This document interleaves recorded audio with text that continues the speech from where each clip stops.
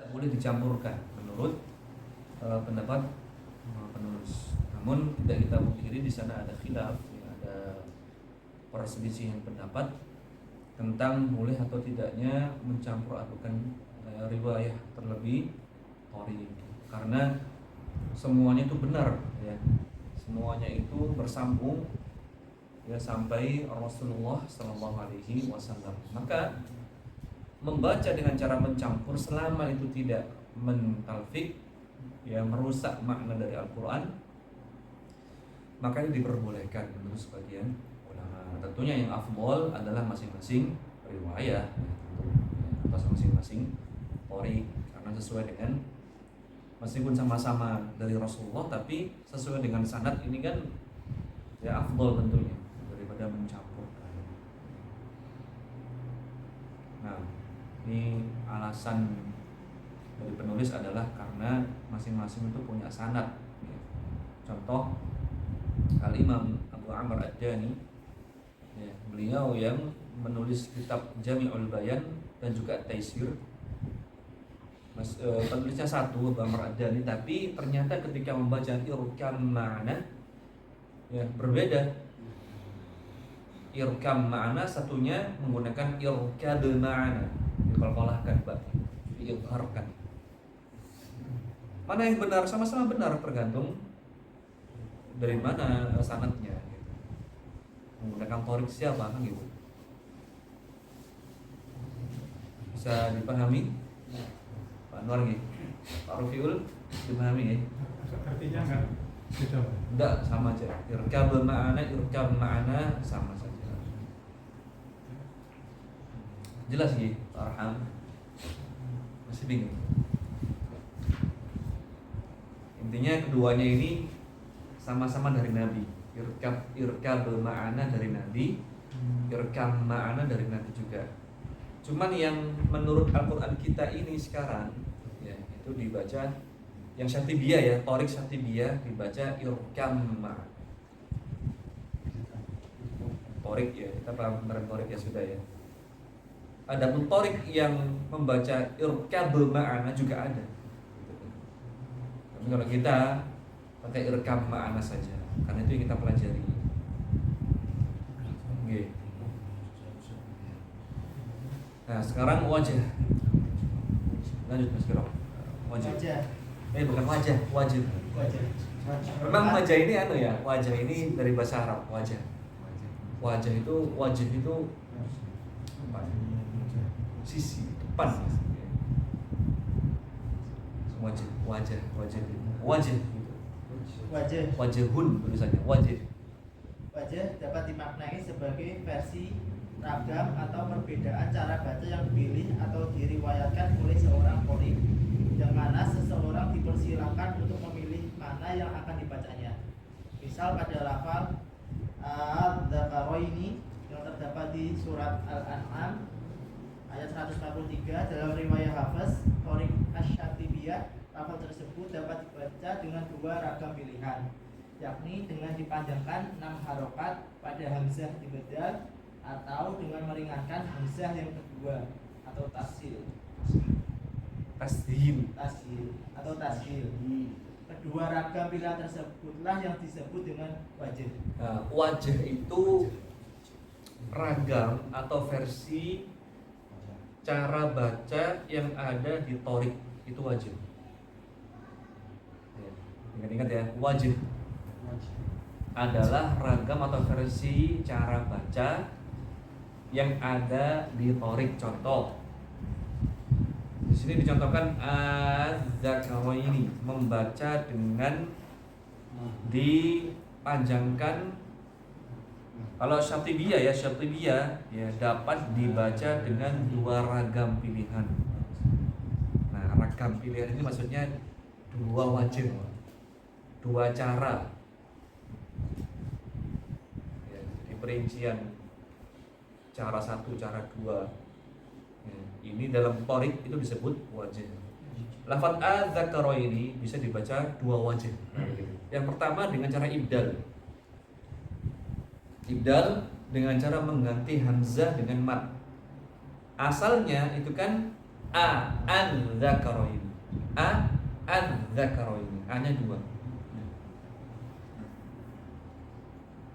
Ya. Kok 2? Kan 1 itu. Kenapa nggak dibaca langsung an-dzakaroini? Kan alif lam. Kenapa?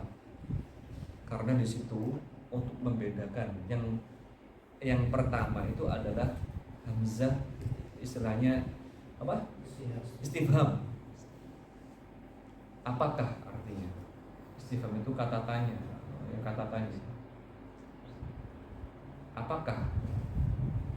Kalau dibaca misalnya an-dzakaroini, berarti kan seolah-olah nggak ada hamzah istifham di situ. Maka harus ada dipanjangkan, diganti ya. Az-dzakaroin 6 harokat. Itu wajah yang pertama. Wajah yang kedua adalah dengan cara tasheel. Hamzah yang kedua dibaca antara hamzah dengan alif. Hamzah yang dimudahkan, yang tidak berat. Begitu. Yang pertama dibaca jelas, tahqiq. Ya, lawan dari tasheel itu tahsin bukan? Tahtiq. Coba lawan tasheel adalah tahtiq. Ta, ha, qaf, ya, qaf. Tahtiq. Ta, ha, qaf, ya, qaf. Itu lawan dari tasheel. Ya. Nah, yang pertama dibaca tahqiq, yang kedua dibaca tasheel. Az-dzakaroini gitu. Az-dzakaroini bukan bukan, tapi Az-dzakaroini. Ini ada 2 wajah berarti. Saya contohkan lagi yang kedua. Ya, misalnya Syatibiyah membaca la ta'manuna dalam surah Yusuf ayat 11 itu dengan 2 wajah, yaitu raum dengan ismam. Qalu ya abana ma laka la ta'manna, dimonyongkan manna ala Yusuf, dimonyongkan ismam. Ini wajah yang pertama dalam qorik tadi ya. Ini dalam qorik, pokoknya lingkup qorik itu wajah. Wajah yang kedua dengan cara raum, ya, dipercepat temponya, dikurangi volumenya. Qalu ya abana ma laka la ta'manuna ala Yusuf. Ya. Dibaca manu, nunya dikurangi volume, dipercepat temponya. La ta'manuna, la ta'manuna, manuna, la ta'manuna ala Yusuf. Itu wajah yang kedua. Nah, begitu. Ada gambaran ya wajah ya? Wajah. Namanya wajah.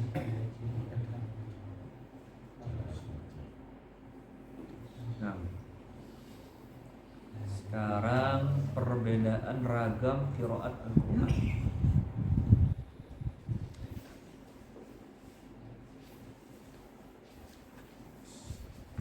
Apa yang kita baca aja ya, pengawasan. Kayaknya kok belajar tajwid itu menguasai belakangan aja ya. Betul Mas Arif?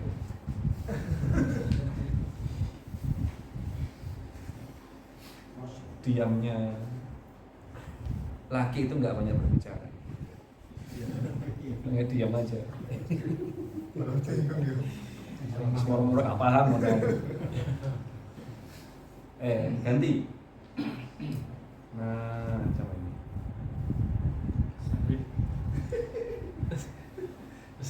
Mas akan baca.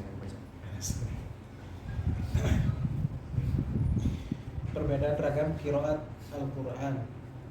Yang pertama, mengenal sebuah Arab. Bahasa hingga Arab. Bahasa Arab adalah Arab.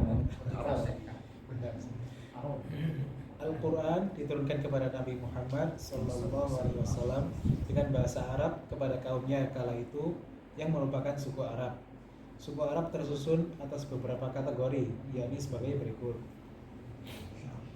Pertama, Sya'b, merupakan masyarakat secara global bangsa Arab yang terbagi menjadi dua, yaitu Qahtan yang merupakan bangsa asli berdarah Arab, Qahtan. Qahtan, dan Adnan yang memiliki campuran dengan etnik lain. Kedua, Qabilah, merupakan cabang dari Sya'b, masyarakat Qahtan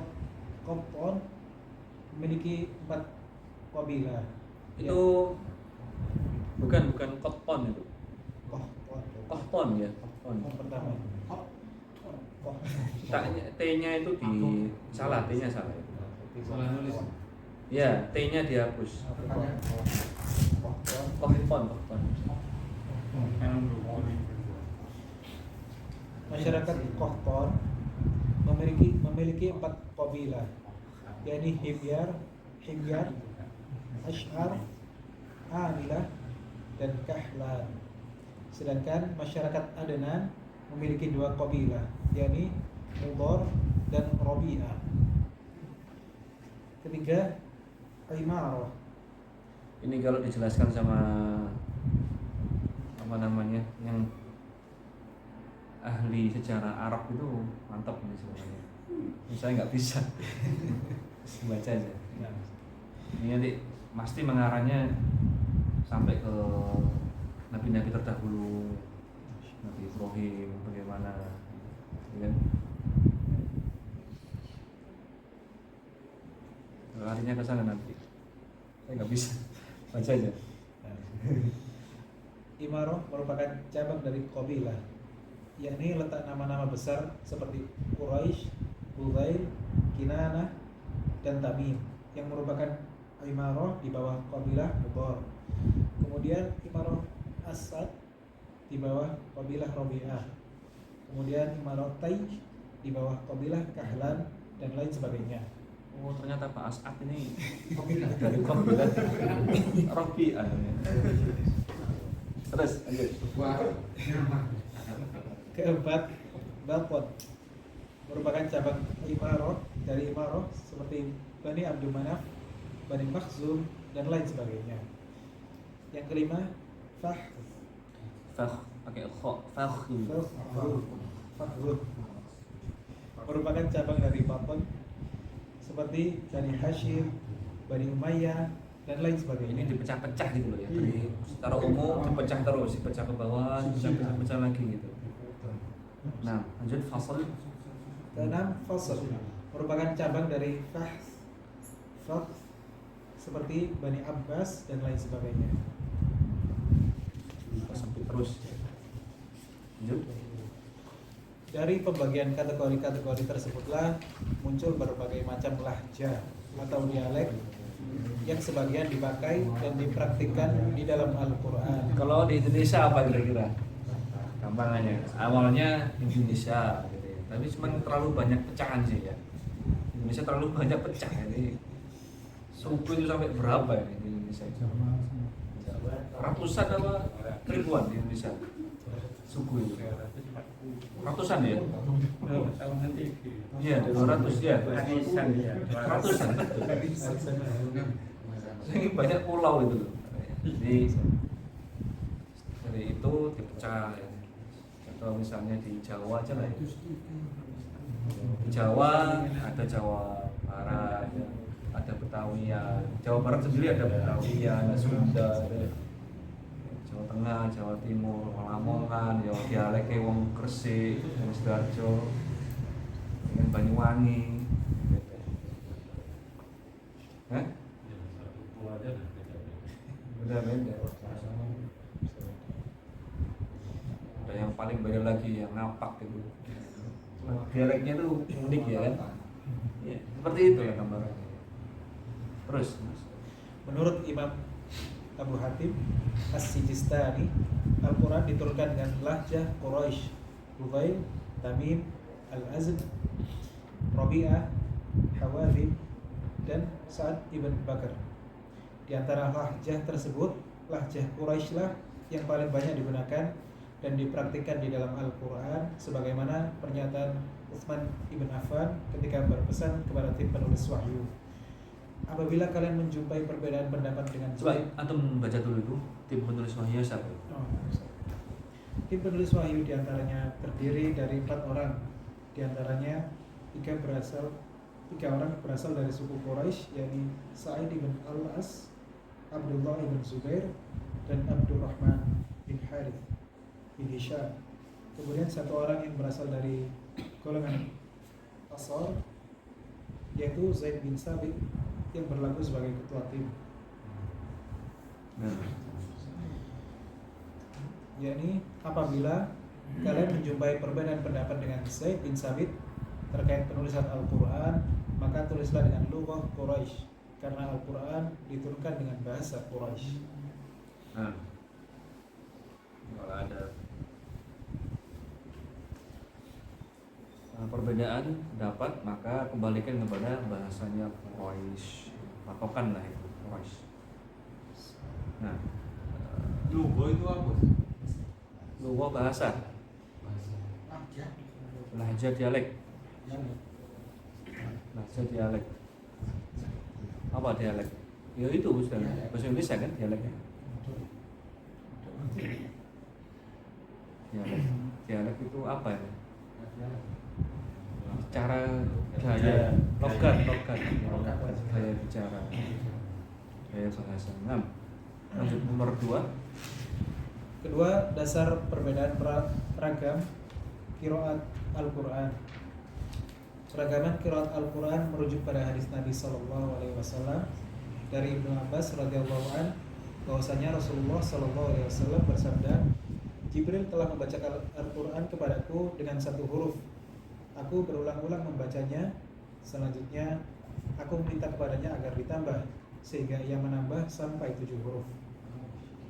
Hadis di atas merupakan dasar tentang keragaman cara baca qiraat Al-Quran, yakni diturunkannya Al-Quran dengan 7 huruf. Terkait 7 huruf, sab'ah ahruf ini merupakan terkait 7 huruf ini, maka para ulama berbeda pendapat dalam memahami maknanya. Ada yang mengatakan bahwa yang dimaksud dengan sab'ah ahruf adalah ragam bahasa dan qiraat. Ada yang mengatakan 7 macam bahasa kabilah yang tersebar di dalam Al-Quran dan lain sebagainya. Ini memahami 7 huruf, para ulama khilaf ya. Dan gak cuma ini khilaf, sebenarnya banyak ya khilaf ulama tentang pemahaman sab'atu ahruf. Cuma disebutkan 2 ya.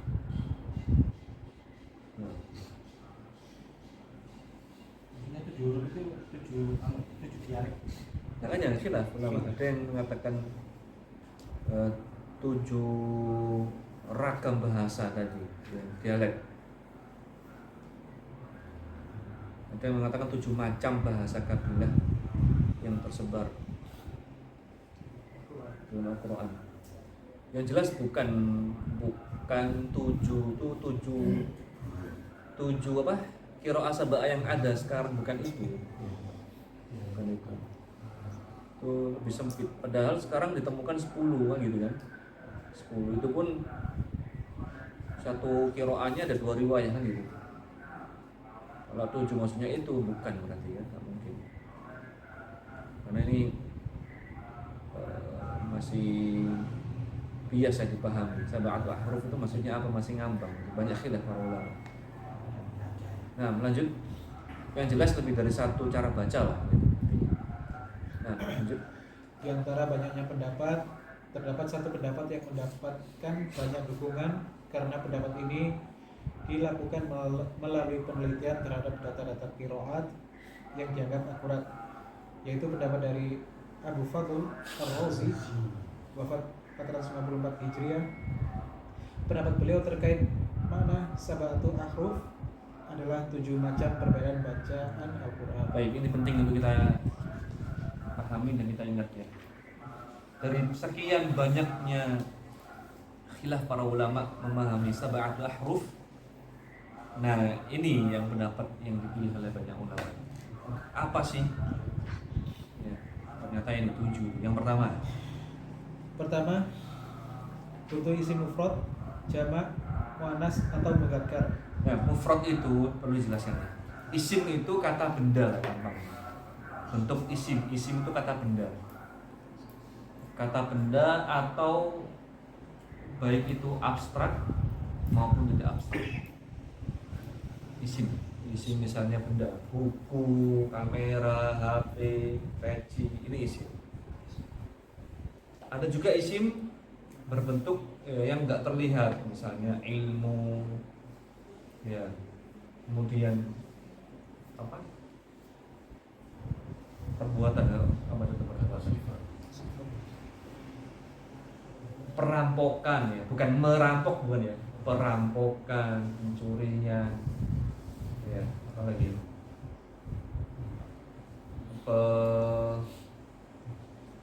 Apa? Pengajian, bukan ikut kajian, kan pengajian, rizas apa ya? Apa pengajian itu kan nggak terlihat, sesuatu yang dimengerti tapi nggak bisa dilihat. Ilmu apa ilmu? Gitu. Objek tulisannya. Hah? Objek, Pak. Karena objek. Bukan. Pokoknya itulah apa istilah. Itu isim namanya. Sekarang namanya kata benda ya. Tapi kata benda itu lebih sempit. Namanya tadi lah. Itu namanya isim. Mufrad itu tunggal, satu. Jamak itu plural, banyak, lebih dari dua itu jamak. Muannas itu wanita, bentuknya wanita ya, atau ada tak marbutohnya. Kemudian mudzakkar itu laki. Dan lanjut contoh Lafal wa kutubi pada Quran surat Al-Baqarah 285 yang dibaca dalam bentuk jamak oleh para imam qiraah kecuali pada qiraah Hamzah dan Ali Al-Kisai yang membacanya dalam bentuk mufrad wa kitabihi. Baik, ya ini di antara faidah kenapa kita wajib mengikuti penulisan Utsman bin Affan, karena penulisannya itu bisa multifungsi ya. Contoh misalnya wa kutubihi itu wa kitabihi ya, wa kutubihi wa kitabihi, taknya itu tidak ditulis tak yang tegak, ada alif tegaknya, tapi dia alifnya itu tidak ditulis. Kenapa? Karena bisa dibaca dua, bisa kitabihi, bisa kutubihi ya, bisa multifungsi tergantung periwayatan. Bayangkan kalau seandainya wa kutubihi itu yang bagi yang baca wa kitabi nggak bisa. Apa? Balik. Misalnya wa kitabihi ditulis alif, wa kitabihi ya, ditulis alif, nggak bisa dibaca wa kutubihi, ya kan? Karena ada alifnya itu, nggak bisa dibaca wa kutubihi, makanya dihilangkan. Perselisihan ini itu terjadi karena nggak ada harokat zaman dulu. Iya. Jadi wa kutubihi itu artinya apa sih? Kitab-kitab. Kalau wa kitabihi itu satu kitab. Ini kan berarti perbedaan dalam hal apa ini? Dalam hal jamak tadi ya, jumlah, satunya mufrad, satunya jamak. Ya. Nah, dulu kan nggak ada harokat, kan? Titik pun nggak ada, cuma wawu, kaf, ta, ba, ha. Bayangkan kalau setelah ta itu begini, kaf, ta, terus alif berdiri gini, bisa nggak dibaca wa kutubi? Nggak bisa. Makanya dihilangkan alifnya. Kalau mau baca panjang bisa ya, wa kutubihi atau wa kitabihi. Sehingga penulisan itu dalam Al-Quran harus menggunakan tanpa alif. Jelas ya, biar bisa dibaca dengan wa kitabihi dalam riwayat yang lain. Terus Mas Kiro, sudah.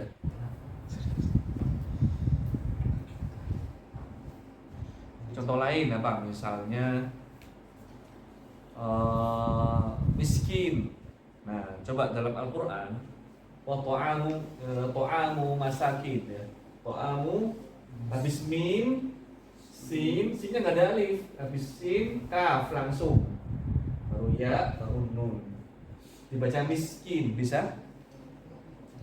Bisa. Masa nggak kelihatan ini? Mim, sin, langsung kaf. Iya miskin bisa. Miskin kan? Bisa. Dibaca masakin, bisa sinnya panjang? Bisa. Bisa. Maka ditulis dalam Al-Quran itu miskin tulisannya. Tapi dibaca ta'amu masakin. Masakin itu jamak dari miskin. Miskin satu orang miskin, masakin orang-orang miskin.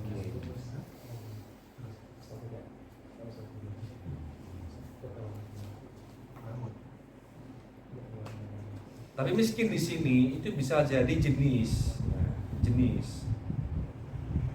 Ya, misalnya gini, jenis itu gini contohnya. Oh, saya makan apel. Gimana? Berapa apel yang dimakan? Berapa apel yang dimakan? Aku nggak tahu. Saya makan satu apel. Berapa apelnya? Satu. Saya makan apel. Dua gitu. Kalau banyak apel gitu. Saya makan apel. Berapa apelnya? Jamak, banyak. Lebih dari bahasa Arab lebih dari dua. Kalau saya makan apel, ini disebutkan jenis secara umum, pokoknya apel, entah itu banyak atau sedikit, satu, pokoknya apel. Itu jenis.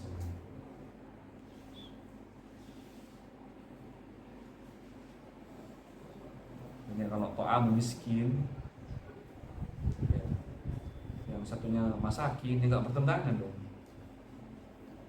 Ini yang benar yang memberikan makan satu orang miskin apa para orang miskin, orang-orang miskin, nggak ada pertentangan.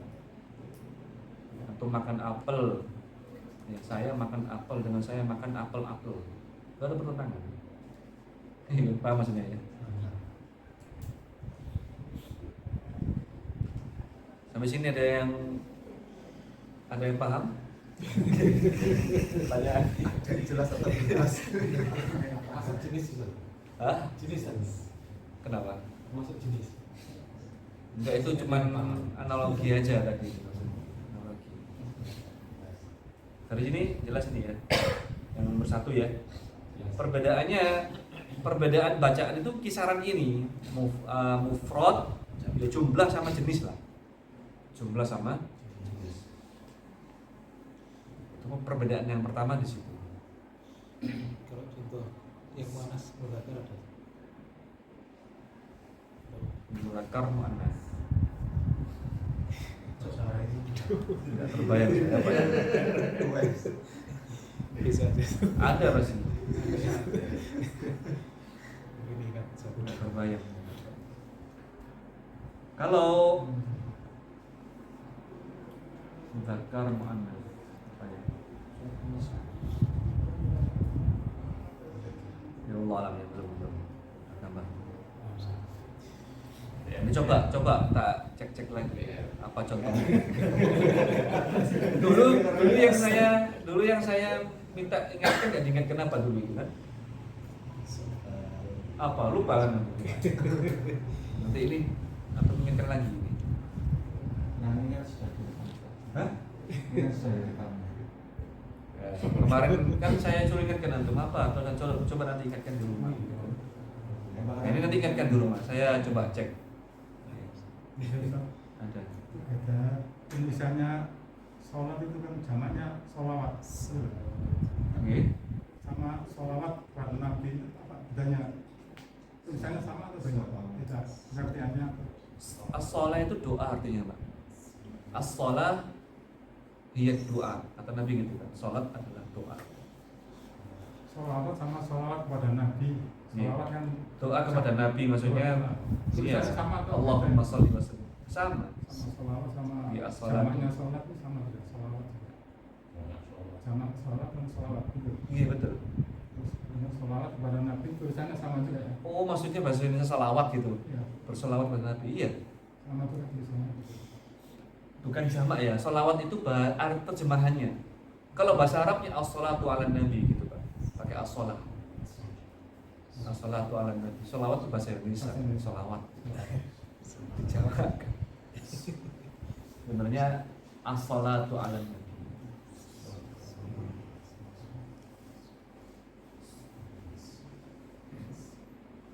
Lanjut yang kedua. Yang kedua, bentuk fi'il madhi. Ulang-ulang. Bentuk apa? Bentuk fi'il Iya, fi'il. Nah. fi'il madhi mudhari atau amr. Lafal ba'id pada Quran surat Saba 19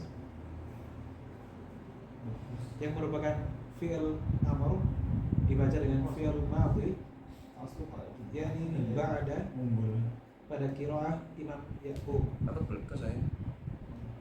Aman ya? Kehidupan gitu. Takut tak taruh meledos itu enggak ya?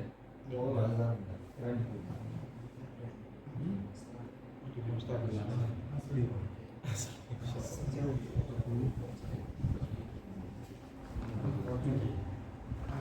Baik, yang kedua bentuk fi'il madhi mudhari atau amr. Fi'il itu kata kerja, melakukan ya, mencari, tidur, apalagi Baca. meskipun gak apa-ngapain, melamun, ngapain dia, tidur itu juga fi'il. Cuma tidur doang itu fi'il termasuk. Kak ngomong sakata diam, kak ngomong itu fi'il juga. Makanya apa namanya, diamnya seseorang itu juga bisa menjadi dosa. Hah? Betul nggak? Diam, ya, dia meninggalkan sesuatu, nggak melakukan, itu juga termasuk fi'il. Meninggalkan itu juga perbuatan. Apa caranya? Meninggalkan sholat, meninggalkan puasa. Nggak puasa tambah dosa, padahal nggak melakukan puasa, padahal nggak melakukan apa-apa. Nah, makanya nggak melakukan itu juga perbuatan. Nggak melakukan apa-apa ya. Fi'il madhi, madhi itu lampau, sudah terjadi. Ya. Habis mandi, telah mandi, sudah selesai. Mudhari itu yang sedang atau yang akan datang, sedang mandi atau akan mandi. Amr perintah, mandilah. Misalnya lafal ba'id. Ba'id itu artinya jauhkanlah. Pada Saba 19 yang merupakan fi'il amr dibaca dengan fi'il madhi, dengan kata kerja lampau, yakni ba'ada ya. Ba'ada pada qiraah Imam Yaqub.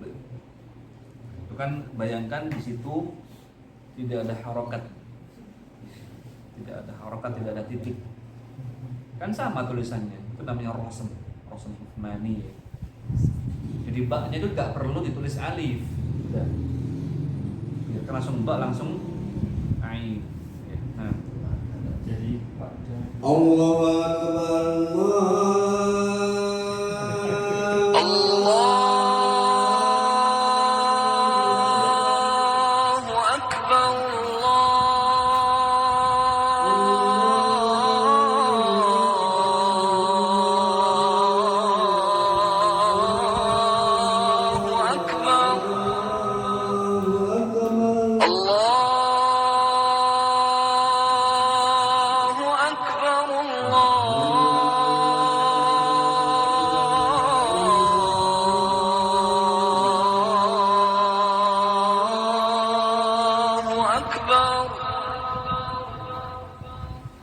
أشهد أن لا